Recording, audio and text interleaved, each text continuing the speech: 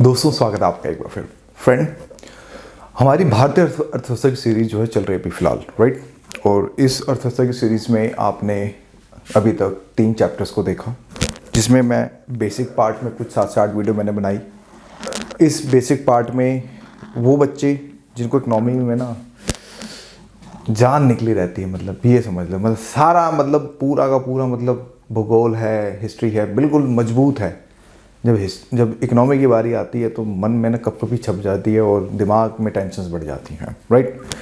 तो उसी चीज़ को ध्यान में रखते हुए आप वो वीडियोस को पहले देखने की कोशिश कीजिएगा, क्योंकि वो बेसिक्स हैं, कुछ 7 से 8 वीडियोस होंगी।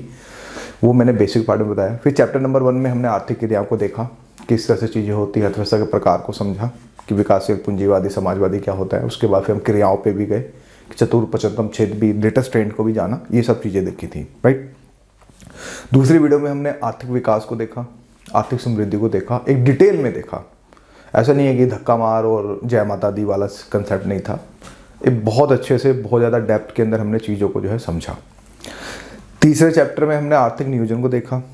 उसके में इवन चैप्टर नंबर 2 में हमने पीटी ओरिएंटेड और थोड़ा मेंस ओरिएंटेड चीज़ें देखी, एनालिसिस किया कि मेंस ओरिएंटेड कैसे क्वेश्चन बन सकते हैं। चैप्टर नंबर 3 में आर्थिक नियोजन पे आए। फिर उसमें हमने नीति आयोग को उठापटक की, हमने तोड़ा मरोड़ा, योजना आयोग से कंपेयर भी किया और उसके मेंस के क्वेश्चंस भी देखे, साथ में पीटी के भी देखे, किस तरह से क्वेश्चन जो बन सकते हैं। मान सकता हूँ शायद मे भी 30 वीडियो अभी तक आप देख चुके होंगे, क्योंकि मुझे नहीं पता मैंने कितनी वीडियो बना दी। जस्ट मैं एक दिन खड़ा होता हूँ और मैं रिकॉर्ड करने लग जाता हूँ। जैसे अभी सेटअप स्टार्ट किया है, करीब 5 से 6 घंटे जितनी रिकॉर्डिंग हो सके, 8 वीडियो 9 वीडियो एक झटके में उतना मैं कर लेता हूँ, क्योंकि स्पेशली रिकॉर्डिंग के लिए अक्सर टाइम निकालना पड़ता है। और ये रिकॉर्डिंग अपलोड आईटी टीम, हमारे जो मेरी बैकएंड टीम है वो करती है, और वो अपने हिसाब से सेटिंग करती है कि किस तरह से कब लेक्चर चलाना है। अगर आज के तारीख की बात करूं तो आज 20 जनवरी 2022 है। ये लेक्चर मैं 20 जनवरी 2022 को रिकॉर्ड कर रहा हूँ। मे भी आपको ये 1 महीना 1.5 महीने के बाद ही आपको ये रिकॉर्डिंग मिलेगी। दोस्तों, यानी कि अब जो टॉपिक स्टार्ट होगा वो टॉपिक स्टार्ट होगा गरीबी। आगे बढ़ने से पहले आपने ये चीज़ तो देख ली होगी, 3 लेक्चर्स में आपको मज़ा आया होगा, मतलब 3 जो हमने टॉपिक्स कराए बड़े बड़े, आपको मज़ा आया होगा। मैंने इकोनॉमी को एज एक फ्रेशर के पॉइंट ऑफ व्यू से स्टार्ट किया है। चाहूँ तो मैं भी बैंकिंग टैक्सेशन करा सकता था, बट नहीं। इकोनॉमी को इकोनॉमी की तरह धीरे धीरे लेके चलते हैं, धीरे धीरे टफ करेंगे ताकि चीज़ें थोड़ी सी मज़ा आए। बट अगर आप मेरे साथ जुड़े हुए हैं, मेरे साथ अगर बने हुए हैं, तो मुझे नहीं लगता कि इकोनॉमी आपको टफ लगेगी, क्योंकि इकोनॉमी को मैंने इकोनॉमी की तरह ही पढ़ा है, एक कंसेप्चुअल क्लैरिटी के साथ पढ़ा है कि पीटी में चाहे आप यूपीएससी का एग्ज़ाम दे रहे हैं या फिर आप स्टेट पीसीएस का कोई भी एग्ज़ाम दे रहे हैं, अगर कंसेप्चुअल क्वेश्चन आया तो इस सीरीज से बाहर नहीं आएगा। फैक्चुअल भी ऑलमोस्ट 99.9% मैं कवर कर रहा हूँ, कि जितना हमारी जो टीम पीपीटी शिद्दत के साथ बना रही है उस चीज़ को मैं लेके चल रहा हूँ। अब आपने क्या करना है, 2 ऑप्शन है, या तो इसके नोट्स बनाइए हैंड टू हैंड। अगर मेरी बात माने, अपने खुद के नोट्स बनाइए, क्योंकि खुद के नोट्स की ना कोई तुलना नहीं है किसी चीज़ से, क्योंकि खुद के नोट्स में एक अलग ही आत्मविश्वास निकल के आता है। रेडीमेड मटेरियल के पीछे ना भागें, इसी को ही आप चाहें तो शॉर्ट लिखें, अपने हिसाब से लिखें, अपने हिसाब से किस तरह से तितर बितर करके लिखें, वो आपके ऊपर है। लेकिन खुद के नोट्स बनाओगे तो एक आत्मविश्वास जिस तरह से बनता है ना, तो उस तरह से चीज़ें जो है निकल के आती हैं, ठीक है। दूसरा, घबराइए नहीं, हम हिंदी मीडियम में अभी भूगोल की सीरीज़ लेके आने वाले हैं। भूगोल की सीरीज़ में आपको बहुत ज़्यादा डेप्थ के अंदर चीज़ें मिलेंगी। जो भी अजीत मिश्रा है, हमारी टीम का मेंबर ही है, वो भी एक सिलेक्शन प्रोसेस से ही आया है वो भी। और सच में उसकी भूगोल सच में वाकई उसके एक फैक्ट्स, उसको पूरा एक चीज़ मतलब रटी पड़ी है, और सच में मतलब बहुत एक आपको मज़ा आएगा। तो उसकी वीडियो को देखने की कोशिश कीजिएगा। हम पता है कि हम लोग ना घबराते नहीं हैं। अब मेरे स्टार्टिंग में आप देखो हमारी पॉलिटी की, सचिन की वीडियो कितने ज़्यादा, कभी माइक का इशू है, कभी लाइट नहीं आ रही, कभी वो नहीं आ रही है। जब हमने ठान लिया कि यार रिकॉर्डिंग करनी है, चाहे भाड़ में जाए, चाहे लाइट हो ना हो, भाड़ में जाए, हमें रिकॉर्डिंग करनी है। हम कभी ये नहीं देखते प्रोफेशनलिज्म की, नहीं पहले परफेक्ट करेंगे, अरे यार बढ़ाओ, आगे देखो, चलते रहोगे। तो उसी के जैसे मैं आपको ये भी बोलूँगा कि आप लोग भी आगे बढ़ते रहिए, ठीक है। दिक्कतें सभी के साथ आती हैं दोस्तों, हमारे साथ अपनी दिक्कत है, तुम्हारे साथ अपनी प्रॉब्लम होगी, लेकिन पढ़ाई से कॉम्प्रोमाइज़ मत कीजिए। पढ़ाई का मतलब यहाँ पे ये है, अगर आपने पढ़ना है तो पढ़ना है, उसके बाद नो एक्सक्यूज़। मेरी बुआ की शादी है, मेरे भाई की शादी है, मेरी उसकी शादी है, मैं वहाँ जा रहा हूँ, मेरे दोस्त हैं, ये है वो है, नहीं। और जब पढ़ाई करें, अपने फ़ोन को बिठा लो दिमाग में। जैसे अगर आप मेरे लेक्चर भी देखते हो, एक टाइम सेट करो, मुझे अरोड़ा जी का स्टम में लेक्चर देखना है, उसके बाद मैंने फ़ोन को साइलेंट मोड पर डाल देना और मैंने उठा के उसको अलमारी के ऊपर रख देना। क्या होता है ना, आज के समय का जो ट्रेंड है वो ये है, आप ये मान के चलें कि पढ़ता है बच्चा 10 मिनट, अरे व्हाट्सएप पे मैसेज आ गया, अरे टेलीग्राम पे, अरे इंस्टा पे मैसेज आ गया, अरे ट्विटर पे मैसेज आ गया, अरे जीमेल से मुझे नोटिफिकेशन, अरे यूट्यूब से इसका नोट, ये बंदा लाइव हो गया, ये हो गया। नहीं, पढ़ाई के समय सिर्फ पढ़ाई बिल्कुल शिद्दत के साथ कीजिए, सिलेक्शन होगा। इस इकोनॉमी को समझने के बाद कम से कम 20 बार रिवीजन करनी है। कम से कम कितना, 20 टाइम्स तो रिवीजन करोगे और सारे क्वेश्चंस को लिख लिख के देखोगे। कम से कम अगर आप मेंस की तैयारी कर रहे हो तो कम से कम मान के चलना आपने 20 क्वेश्चन यूपीएससी एग्जाम में लिखने हैं, 20 को कम से कम 100 से मल्टीप्लाई करो। 2000 क्वेश्चंस अगर आप नहीं लिखने की आदत डालोगे, जब तक 7 मिनट से 7.5 मिनट के अंदर आंसर नहीं लिख पाओगे। अब आप समझ जाओ मोटा मोटा मैंने क्या कह दिया।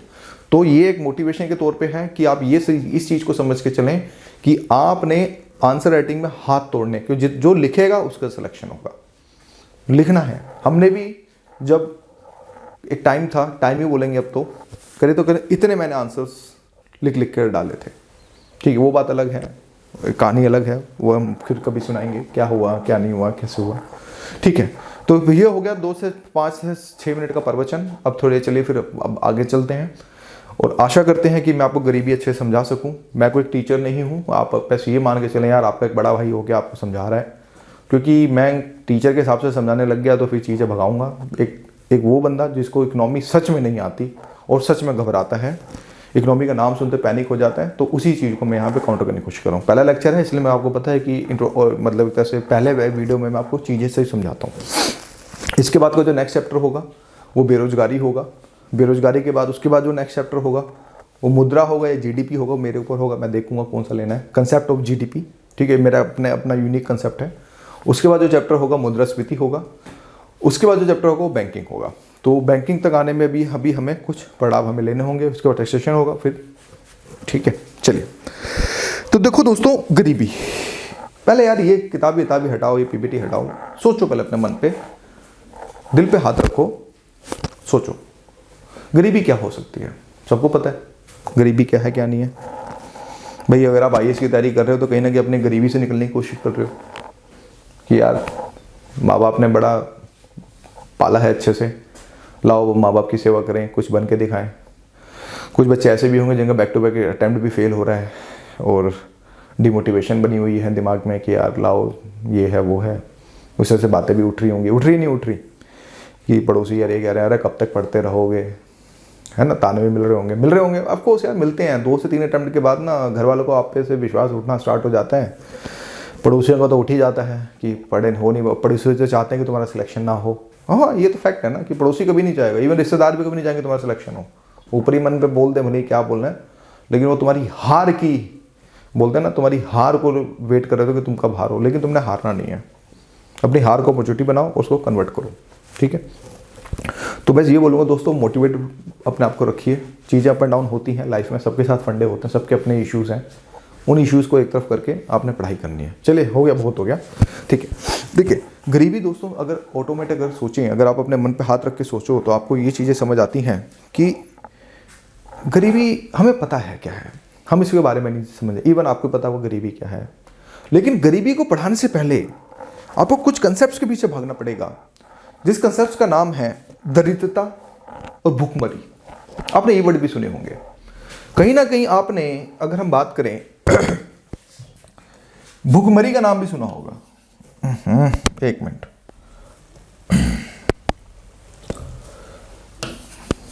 भूखमरी, ठीक है। और एक आपने दरिद्रता भी नाम सुना होगा, ठीक है। तो एक गरीबी वर्ड भी आ गया। तो इनमें कॉमन डिफरेंस क्या है फिर?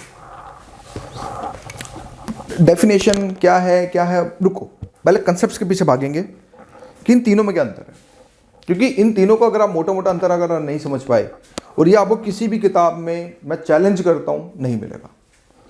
अभी मुझे फिर कैसे मिला? बहुत सी इकोनॉमी पढ़ी मैंने, ठीक है। तो भुखमरी, दरिद्रता और गरीबी, ये वर्ड कहीं ना कहीं एक दूसरे के आसपास ही हैं। आप ठीक है, आसपास ही हैं। मैं ये नहीं बोलूँगा कि लाइक उस वक्त प्राइवेसी ही कुछ लोग बोलेंगे, लेकिन there is some minute difference. Manual difference का मतलब ये हुआ कि इनमें भी कुछ ना कुछ है, चीजें हैं। चीजें ये हैं, जो गरीबी है वो कहीं ना कहीं थोड़ा उच्च स्तर को थोड़ा सा दिखाती है, लेकिन जो भुखमरी है ये सबसे निम्न स्तर को दिखाती है। निम्न स्तर का मतलब यहां पे ये हुआ कि अगर हम इसको सीक्वेंस में डालने की कोशिश करें, सीक्वेंस का मतलब सबसे, अगर जो बंदा कह रहा है कि यार मैं भुखमरी की कगार पे हूं, तो वो गरीबी की ही डेफिनेशन में सबसे नीचे पड़ाव पे है। गरीबी की ही डेफिनेशन में अगर हम देखें, वो सबसे नीचे पड़ाव पे आपको देखने को मिलेगा। भुखमरी का मतलब ये हुआ कि इस बंदे के पास खाने तक के लाले हैं, खाने के लाले हैं। ठीक है, ये चीज को समझे। मतलब यहां पे ये चीज निकल के आई कि ठीक है, 2 वक्त की रोटी तो छोड़ो, उसको खाने तक के लाले पड़ गए, वो एक गरीब है। समझे मेरी बात? यानी कि ये एक्सट्रीम सिचुएशन जहां पे सिर्फ एक आदमी को खाना भी मिल जाए ना, तो वो अपने आप को बहुत ज्यादा खुश समझने की कोशिश करेगा। समझे मेरी बात को? आई होप इस चीज को कुल मिला के मतलब पॉइंट आपके जो है थोड़े से समझ हो रहे होंगे कि क्या है, किस तरह से है। भुखमरी का मतलब यहां पे ये होता है। एक होती है दरिद्रता। मैंने बोला ना, कुछ किताब में आपको ये सारे प्राइवेसी शब्द बता देंगे, हाँ इनका मतलब एक ही है, लेकिन यहां पे बात है इकोनॉमी को कंसेप्चुअल लेके चलने की, ताकि आपके मैं माइंड को खोल सकूं कि क्या है, किस तरह से है, किस तरह से नहीं है, उसी चीज को समझ। क्योंकि आप लोग सिविल सर्विस की तैयारी कर रहे हो, और इस सिविल सर्विस की तैयारी में ना चीजों को डेप्थ के अंदर भी लेके जाना पड़ेगा। फिर उसके बाद एक थोड़ा सा एक स्तर ऊंचा होता, वो होता दरिद्रता का, कि ठीक है एक वक्त की रोटी तो भले ही मिल रही होगी, लेकिन कहीं ना कहीं इसकी भी एक्सट्रीम कंडीशन हमें जो है देखने को मिलती है। मैंने क्या बोला, कुछ किताबों में, इवन मैक्सिमम किताबों में इसको डिफाइन नहीं किया गया है। ये मैं आपको अपनी तरफ से बता रहा हूं कि आखिर इसमें डिफरेंस क्या आपको देखने को मिलेगा। समझे? तो दरिद्रता में ये होता है, आप मोटा मोटा ऐसे समझो कि हो सकता है इसको एक वक्त का खाना मिल रहा हो, एक समय का मतलब खाना मिल रहा हो, लेकिन उसके बाद जो उसकी स्थिति की जो नीड होती है, जो बेसिक बुनियादी चीजें, वो चीजें नहीं मिल पा रही हो। समझे मेरी बात को? तो ये बेसिकली भुखमरी, दरिद्रता, ये कंसेप्ट समझ, ज्यादा खींचना नहीं है, सिर्फ यही कि भुखमरी, दरिद्रता, गरीबी। लेकिन इसमें द मोस्ट इंपॉर्टेंट पॉइंट ये है, अगर मैं बात करूं तो इसमें आपको ये चीज दिखेगी, एक मिनट, हाँ,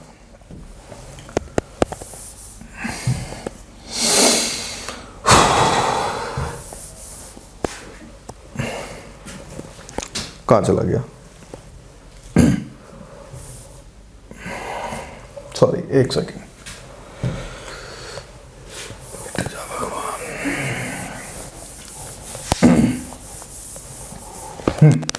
तो इसका मतलब यहां पे ये हुआ कि हमें एक चीज समझ आई, ध्यान से समझना, यहां पर आ गई भुखमरी, जो मैं चीज समझाने की कोशिश कर रहा हूं, ठीक है। इसके बाद आ गई दरिद्रता, ठीक है। फिर इसके बाद आ गई गरीबी। मेन चीज ये फिगर इंपॉर्टेंट है, जो मैं आपको समझाने की यहां पे कोशिश कर रहा हूं कि दरिद्रता, भुखमरी, इसमें एक संबंध हमें ये देखने को मिलता है। यानी कि कोर में देखें, अगर हम चीजों को कोर में जाए तो हमें कहीं ना कहीं भुखमरी मिलती है। इसी गरीबी का पार्ट है ये भी, ऐसा तो है नहीं, पार्ट तो गरीबी का ही है, लेकिन कहीं ना कहीं अगर हम बात करें तो ये बेसिकली इसके बाद दरिद्रता, फिर इसके बाद भुखमरी, सबसे कोर। अगर कोई बंदा कहता है कि मैं भुखमरी का शिकार हूं, समझ जाओ भाई वो एक्सट्रीम पॉवर्टी में चला गया है, एकदम एक्सट्रीम, मतलब उसके बाद कोई सीमा नहीं है, फिर बस वहीं से चीजें स्टार्ट होती हैं। जैसे हम फिजिक्स में पढ़ते हैं अणु, जिसको बोलते हैं एटम, तो सेम भुखमरी में भी एक तरह समझ लो ये अणु का ही पार्ट हमें जो है देखने को मिलता है, ठीक है। दरिद्रता और गरीबी, गरीबी वो तो टॉपिक ही हम इसको समझाएंगे अच्छे से, मोटा मोटा समझ आया मैं क्या कहना चाह रहा हूं, क्या है। ये पेपर में नहीं आएगा, इस चीज को मत समझना कि पेपर में आएगा नोट्स बना लूं, नहीं, ये सिर्फ कंसेप्चुअल क्लैरिटी के लिए है कि आखिर there is some difference between भुखमरी, दरिद्रता एंड समथिंग पॉवर्टी। तो मैंने आपको यहाँ पे बताने की कोशिश करी। अब आगे बढ़ते हैं। तो दोस्तों, भुखमरी पे अगर हम आए, इस चीज को अगर आप फिगर्स को देखो तो मैंने बड़ी यूनिक फिगर डाली है, ठीक है। गरीबी ऐसा नहीं है कि सबको पता है, मैं इसके बारे में डिफाइन नहीं करूंगा, ठीक है, इसके बारे में। पर एक चीज समझना है, गरीबी बेसिकली बुनियादी आवश्यकताओं का अभाव हमें समझ आता है। इसको अपने कैसे याद रखना है, जब हमारी बुनियादी आवश्यकताएं हमें ना मिले, हमें यानी आवश्यकताओं का एक तरह से अभाव है गरीबी, ठीक है। गरीबी को लेकर बहुत ज़्यादा मंथन हुआ है हमारे पूरे वर्ल्ड में। अगर हम बात करें यूएस में, या फिर आप बोलें कि यूरोप में, या फिर हमारे इंडिया में, गरीबी को लेकर बहुत कुछ हुआ है, हम उस चीज़ को बाद में देखेंगे। लेकिन आज भी there is a no universal definition, ध्यान से समझना इस चीज़ को। कोई भी यूनिवर्सल डेफिनेशन अभी तक गरीबी की नहीं आई है, पहला तो अंत। सबको पता है गरीबी क्या होती है, लेकिन अभी तक अगर हम बात करें, there is a no universal definition अभी तक ऑन द प्लेनेट कि गरीबी का मतलब क्या है। क्यों? यूएस वाले अपने हिसाब से गरीबी बताते हैं, ऑस्ट्रेलिया वाले अपने हिसाब से गरीबी बताते हैं। जैसे कि अगर मैं आपको दोबारा से एक स्लाइड में दिखाने की कोशिश करूं, तो आपको यहां पे एक चीज मैं आपको बताने की कोशिश करूं, आपको यू विल बी शॉक्ड, क्योंकि पहले चीजों को समझो। मान लो यहां पे यूएसए ले लो, यहां पे ऑस्ट्रेलिया ले लो, और यहां पे इंडिया ले लो, ठीक है, हमारा भारत देश, इंडिया। यूएस ये कहता है कि there is some minimum threshold, कि अगर किसी की सैलरी मान लो अगर 50,000 के आसपास से नीचे हो, मैं इसको रुपीस में कन्वर्ट करके बता रहा हूं, मोटा मोटा, ऐसा नहीं, फाइट मत करना मेरे से डेटा को लेके, तो वो बोलते हैं कि हम गरीब हैं, वो कहते हैं कि हम गरीब हैं। लेकिन इंडिया में 50,000 अगर किसी की सैलरी हो तो गरीब होगा? वो तो भाई टैक्सेबल इनकम हो गई, वो तो भैया बढ़िया कमा रहा है, बढ़िया खा रहा है, बढ़िया जिंदगी गुजार रहा है, अरे 50,000 सैलरी लगी हुई हमारी, और क्या चाहिए। ऑस्ट्रेलिया में अगर हम बात करें, वो ये कहते हैं कि कम से कम 45,000 सैलरी हो, तो मतलब इससे नीचे अगर 45,000 सैलरी नीचे हो तो इसको हम गरीब बोलेंगे। लो जी। या फिर आप ऐसे समझो कि जिसके पास स्विमिंग पूल ना हो, ठीक है, कम से कम 5 हेक्टेयर जमीन ना हो, प्लस एक ट्रैक्टर ना हो, ठीक है, और प्लस मकान ना हो, कुल मिला के ये है, तो उनको गरीब बोलेंगे ऑस्ट्रेलिया में। और आपको पता होगा भारत हर साल ऑस्ट्रेलिया पैदा करता है, पता नहीं करता भाई, जितनी पॉपुलेशन उतना हम हर साल पैदा कर देते हैं, ठीक है, thanks for our over population. India में ये सिस्टम अलग अलग आया। पहले चीजों को समझो, एक चीज को समझना, मैं क्या कर, जो आंकड़े आपने सुना होगा, अभी बाद में पढ़े कमेटियां वो सब बाद में, पहले कंसेप्ट, क्योंकि मेन है कंसेप्ट को खोलना बहुत जरूरी है दिमाग से। ये नहीं कि रट्टाफिकेशन। सोचो आखिर क्या रीजन होता है कि हमारे देश में गरीबी का ना मजाक बनाया जाता है। हमारे योजना के आंकड़े ये कहते हैं कि जो पूरे दिन में 33 रुपए से नीचे नहीं कमाएगा वो गरीब है। क्या बकवास कर रहे हो यार, 33 रुपए है? साला ठेले पे ना साला 20 रुपए का पराठा खाया मैंने, जिसमें 2 पराठे और सब्जी मिलती है 20 रुपए का एक टाइम का। तो 33 रुपए में मैं पूरे दिन कैसे काटूंगा बताओ? इवन गांव में भी अगर तुम जाओगे, मरे से मरा भी यार, एक समोसा भी खाओगे तो भी तुम्हें 5 रुपए का मिलेगा। तो क्या समोसा खा के मतलब पूरा दिन काटोगे?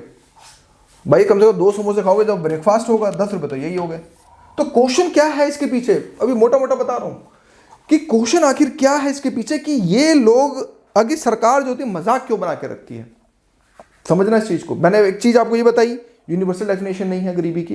एक चीज मैंने ये भी बताई कि आखिर अब आंकड़े हमारे कम क्यों होते हैं, आखिर क्या रीजन है कि इतना मजाक बना के रखते हैं। इसके पीछे रीजन है। रीजन ये है कि अगर आंकड़े ज्यादा कर दिए तो पॉपुलेशन आधे ज्यादा गरीब हो जाएगी। असली खेल ये होता है, क्योंकि भले ही हमारे देश से गरीबी मिटी हो ना मिटी हो, लेकिन हर एक सरकार, चाहे वो कांग्रेस की हो, चाहे बीजेपी की हो, चाहे कोई भी पार्टी हो, हर सरकार यही चाहेगी कि हमारे देश से गरीबी हम डॉक्यूमेंटेड से हटा सकें। डॉक्यूमेंटेड यानी कि जिसको हम बोलते हैं डॉक्यूमेंटेशन से, कागजों से हम हटा सकें। तो यही हाल हमारे देश का है। आप समझे मेरी बात को? कहने का मतलब यह है, आज भी अगर व्यवहारिक अर्थव्यवस्था की गरीबी को देखें, मैं अगर रिसर्चर्स की भी बात करूं, मैं पेपर्स भी पढ़ता हूं, तो उसमें यही पता चलता है कि हमारे देश में उल्टा गरीबी बढ़ी है, कम नहीं हुई। लेकिन सिस्टम, एक डेटा को ऐसे मैनिपुलेट किया गया है कि जिस वजह से हमारी गरीबी सबसे ज़्यादा हमें देखने को, मतलब कि गरीबी हमारी कम हुई है। वो मैं बात बताऊँ, क्रिटिकल एस्पेक्ट्स। तो हमें ये पता चला कि एक सरकार हमेशा ये चाहेगी कि हमारे देश से गरीबी कम हो, तो उस गरीबी को कम करने का एक ही इलाज है कि पहले तो कमेटी बिठाओ, ठीक है, कमेटी को दिशा निर्देश दो चुपचाप, एक बोलता ना कि टेबल के नीचे दिशा निर्देश दो कि आपने इस तरह से हमें कुछ ना कुछ करके दीजिए। भी हम आपका सहयोग करेंगे। इनडायरेक्टली वे में क्या होता है, अगर आप करेंगे तो हम आपको इस कमेटी का चेयरमैन बना देंगे, ये है वो है, सो एंड सो ऑन। मैं बिल्कुल व्यवहारिक बता रहा हूँ, अभी प्रैक्टिक वैसे नहीं बता रहा। तो उसी कंडीशन के कारण हमारे देश में गरीबी के आंकड़ों के साथ मजाक किया जाता है। एक गरीबी की मतलब कि बोलते हैं ना कि अब आने वाले टाइम में भी ये देखोगे कि कैसे एक झटके में 10 करोड़ गरीब इधर से उधर हो गए। मतलब कि जब कमेटियां आई तो एक कमेटी कहती है कि 10 करोड़ गरीब कम कर दिए और एक कमेटी ने 10 करोड़ गरीब को ज़्यादा कर दिया। तो 10 करोड़ का मजाक भी बनाया, उस चीज़ को भी समझेंगे। तो कहने का मतलब ये हुआ कि एक सरकार यही चाहेगी कि आंकड़े कम से कम हो ताकि हमारी वाहवाही हो, हम अगले 5 साल बाद फिर चुने जाएं। चाहे कोई भी गवर्नमेंट हो, वो यही चाहेगी कि जो गरीबी के आंकड़े हैं वो हम उनको कम से कम दिखाएं ताकि हमें यूएन से भी वाहवाही मिले कि हाँ भाई हमने सच में गरीबी कम करी, ये है वो है, अच्छा अच्छा नाम हो, अच्छी अच्छी बातें हों। वो सारी चीज़ें लेके आंकड़ों के साथ जो होता है गरीबी को मैनिपुलेट किया जाता है। गरीबी क्यों नहीं डिफाइन करी जाती है? क्योंकि हर एक देश की एक अपनी चीज़ें हैं। जैसे कि लैम्सबर्ग एक यूरोप में कंट्री है दोस्तों, ठीक है, अगर आप उसको भी देखें तो वो वहाँ पे पता क्या कहते हैं, सबसे जीडीपी बहुत हाई है उनकी। स्विट्जरलैंड के पास एक कंट्री है, जर्मनी के पास एक कंट्री है, वो ये कहते हैं, अगर मोटा मोटा मैं बात करूं लैम्सबर्ग में, वो ये कहते हैं कि अगर वहां पे 1.5 लाख नहीं कमाया मंथली तो वो लोग गरीब है। सोचिए, मैंने इसलिए नहीं देखा कि छोटी कंट्री है, इसलिए मैंने इसका ज़्यादा एग्जाम्पल नहीं दिया। तो ये बात हमें पता चल गई कि जो वेस्ट की थिंकिंग है, वेस्ट माने ये डेवलप कंट्री जिसको हम कहते हैं, वो उनकी थिंकिंग ये है कि उनके हिसाब से गरीबी कुछ और है। लेकिन अगर हम साउथ की थिंकिंग देखें, साउथ मतलब हम जैसे देश, हमारा भारत का उपमहाद्वीप और सारे ये आसपास के देश, अफ्रीका हो गया, ये सारे अगर साउथ में आ गए, अगर चीज़ों को देखें तो हमें ये पता चलता है कि यहाँ पर गरीबी की डेफिनेशन एक अलग होगी। क्यों होगी? क्योंकि हमारे देश में अगर बात करें, हमारी प्रति व्यक्ति आय बहुत कम होती है। तो प्रति व्यक्ति जब आय कम होती है, हमारा स्टैंडर्ड भी डिफरेंट है वहाँ से। वो लोग लग्जरी लाइफ ज़्यादा यूज़ करते हैं, हर एक चीज़ के लिए मतलब कि पैरामीटर सेट कर रखे हैं। लेकिन हमारे यहाँ पे उस तरह की चीज़ें अभी नहीं हैं। आप समझे मेरी बात को? तो जिसके कारण गरीबी की डेफिनेशन बहुत ज़्यादा हर जगह जो डिफरेंस हमें जो है क्रिएट देखने को मिलता है। समझ आया? इसी लेक्चर में मैंने आपको ये बताने की कोशिश करी कि गरीबी के कंसेप्ट्स क्या हैं, यानी कि जहाँ पर बुनियादी सुविधाओं का अभाव हो, यानी कि जिसमें हम बोलते हैं रोटी कपड़ा मकान, राइट। ये हुआ कि जहाँ पर जिसके पास रोटी ना हो खाने के लिए, कपड़ा ना हो, बेसिकली यही होता है ना, और सर छुपाने के लिए मकान, चाहे वो अपना हो या किराए का हो, ये बेसिकली हमें चीज़ों को देखने के लिए मिलता है। समझे? तो आज की डेफिनेशन में हमने सिर्फ भुखमरी, हमने इस चीज़ को समझा, एक डिटेल के अंदर जाना कि क्या है, किस तरह से है। नेक्स्ट लेक्चर से हम लेक्चर को स्टार्ट करेंगे और गरीबी को आगे से हम बढ़ाने की जो कोशिश करेंगे कि आखिर क्या है गरीबी, किस तरह से है, उसको हम डिटेल में अब जानने की कोशिश करेंगे, एक सिस्टमेटिक। आज का वीडियो का सिद्धांत मतलब मोटिव यही था, एक आप में मोटिवेट रखना कि नहीं चीज़ें हो सकती हैं अच्छे से आपसे, आप करते रहिए, हम आपके साथ हैं। दूसरा, हमने कंसेप्चुअल क्लैरिटी की तरफ थोड़ा सा फोकस किया कि गरीबी की डेफिनेशन हर एक देश की डिफरेंट है। गरीबी की अभी भी आज भी जो यूनिवर्सल डेफिनेशन अगर हम बात करें तो बिल्कुल भी नहीं आ पाई है। तो ये सारी चीज़ें आज के लेक्चर में हमने जो है जानने की जो कोशिश करी। नेक्स्ट लेक्चर में अब सीरीज़ को बढ़ाएंगे, क्योंकि जो भी मेरा पहला लेक्चर होता है आप सभी को पता है कि जो पहला लेक्चर होता है मैं इसी पे ही सबसे ज़्यादा बात करता हूँ, इसी कंसेप्ट पे बात करता हूँ। क्योंकि अगर कंसेप्चुअल क्लैरिटी नहीं होगी, अगर आप यूपीएससी और आईएएस की और स्टेट पीसी की तैयारी कर रहे हैं तो मे भी आपके साथ बहुत बड़ा ब्लंडर हो सकता है। तो आज की वीडियो के लिए इतना ही। Thank you for watching my video.